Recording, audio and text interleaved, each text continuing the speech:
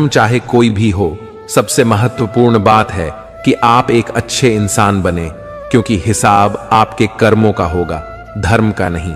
अगर आप सिर्फ खुशी के लिए काम करेंगे तो खुशी नहीं मिलेगी, लेकिन यदि आप खुश रहकर काम करें तो वह खुशी आपके जीवन में जरूर आएगी। यही इस सृष्टि का नियम है। जब आप दूसरों के लिए अच्छा सोचते और करते हैं तो वही अच्छाई किसी न किसी रूप में आपके जीवन में लौट कर आती है।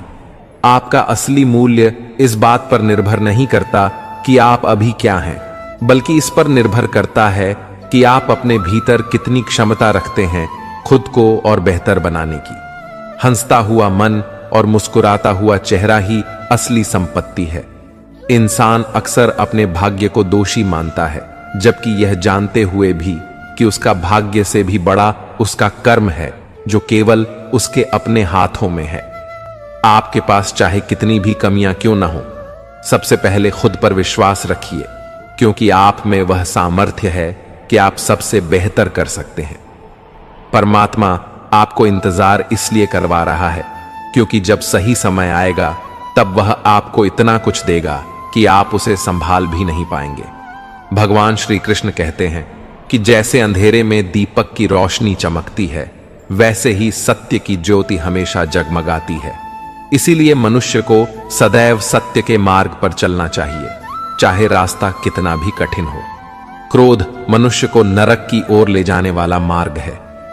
जब आप क्रोधित होते हैं तो आपका मन अशांत हो जाता है और इस आवेश में आप कई बार अपना ही नुकसान कर लेते हैं। इसलिए श्री कृष्ण कहते हैं कि चाहे कितना भी गुस्सा क्यों ना आए, मनुष्य को क्रोध से बचना चाहिए और स्वयं को शांत रखने का प्रयास करना चाहिए। दूसरों का भला करने वाले व्यक्ति को जीवन में कई बार कठिनाइयों का सामना करना पड़ता है, यह सत्य है। जैसे फलदार वृक्ष को भी पत्थरों की मार सहनी पड़ती है। छल और कपट से कमाया धन केवल दुख देता है, जबकि सत्य से कमाया धन जीवन को सच्ची खुशी और शांति देता है। चुप्पी से बड़ा कोई उत्तर नहीं होता और माफी से बड़ी कोई सजा नहीं होती। जब मेहनत करने के बाद भी सपने पूरे न हो तो अपने सिद्धांत बदलने की बजाय रास्ता बदले। पेड़ हमेशा पत्ते बदलता है, लेकिन उसकी जड़ें वहीं रहती हैं। अगर किसी की संगति से आपके विचार शुद्ध होने लगे तो समझ लें कि वह व्यक्ति साधारण नहीं है। कठिन समय ही आपको आपकी असली ताकत का एहसास दिलाता है। जिसने कभी कठिनाई का सामना नहीं किया, उसे अपनी क्षमता का भी ज्ञान नहीं होगा। जो लोग दूसरों के दुख और तकलीफों को समझते हैं, जिनके दिल में दया और सहानुभूति होती है, उन्हें जीवन में दोबारा जन्म नहीं लेना पड़ता। यदि आप किसी को कुछ दे रहे हैं तो उस पर घमंड ना करें।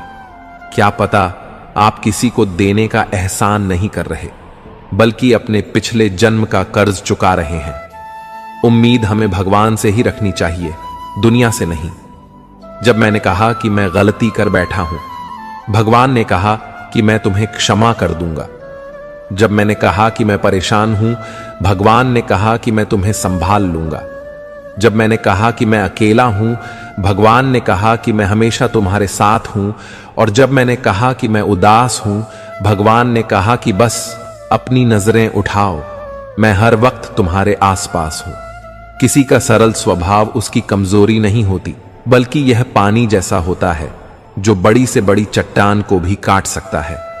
मुझे हां में हां मिलाने की आदत नहीं है और इसी वजह से मैं लोगों को झर लगता हूं। जब आप किसी पर बिना शक पूरी तरह भरोसा करते हैं तो आखिर में आपको दो में से एक परिणाम मिलता है, या तो पूरी जिंदगी के लिए एक सही इंसान या जिंदगी भर के लिए सही सबक। जल्दी से बात मान जाने वाले लोग दिल के बहुत सच्चे होते हैं।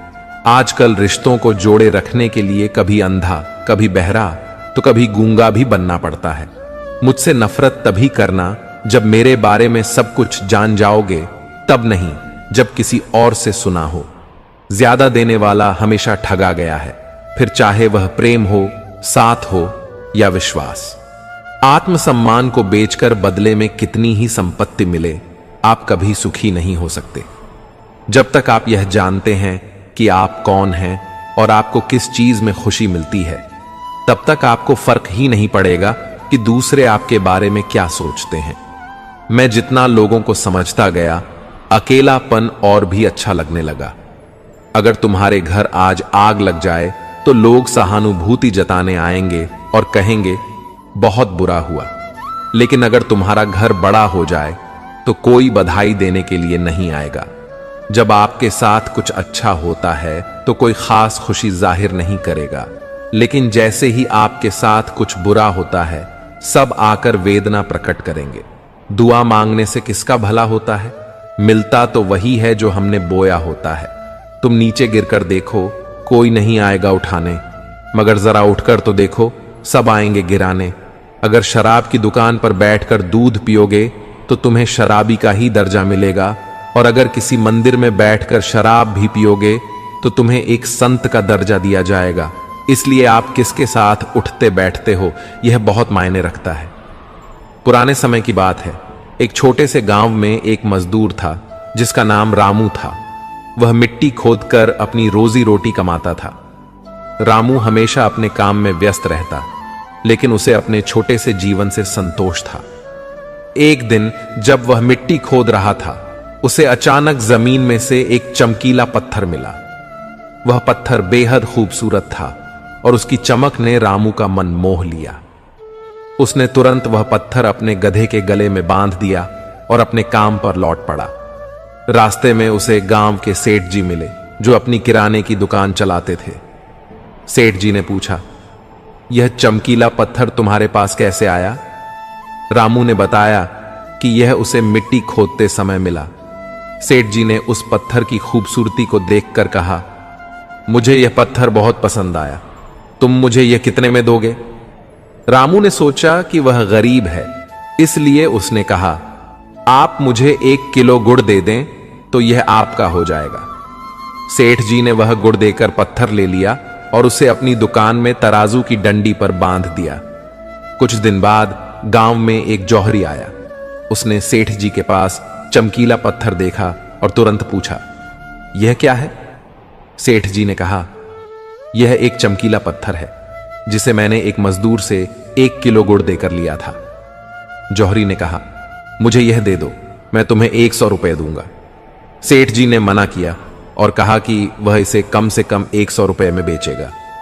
जौहरी कंजूस था, उसने 80 रुपए देने की कोशिश की, लेकिन सेठ जी नहीं माने। जौहरी ने गुस्से में वहां से चले जाने का फैसला किया, यह सोचते हुए कि वह अगले दिन फिर आएगा। उसी रात एक और जौहरी अपनी कार से गांव में आया, लेकिन उसकी कार खराब हो गई। उसने गांव में घूमते हुए सेठ जी की दुकान देखी और उसी चमकीले पत्थर को देखा। उसने सेठ जी से पूछा, यह पत्थर तुम कितने में बेचोगे? सेठ जी ने कहा, 100 रुपए, 1 पैसा कम नहीं। जौहरी ने तुरंत पैसे दिए और पत्थर लेकर चला गया। अगले दिन जब कंजूस जौहरी वापस आया तो उसने देखा कि पत्थर नहीं है। सेठ जी ने बताया कि वह किसी और को 100 रुपये में बेच दिया। जौहरी चौंका और गुस्से में बोला, तुम्हें पता है वह एक हीरा था। सेठ जी मुस्कुराए और बोले, अगर तुम्हें पता था कि वह हीरा था तो तुम उसे क्यों नहीं ले गए? तुमने 100 रुपये का सौदा करने का मौका खो दिया। अब तुम खुद को मूर्ख मानो। इस कहानी का सार यह है कि जीवन में अवसर बार बार आते हैं, लेकिन उन्हें पहचानना और समय पर कार्रवाई करना जरूरी है। हम अक्सर सोचते हैं कि कल करेंगे, लेकिन उस कल का कभी इंतजार न करें।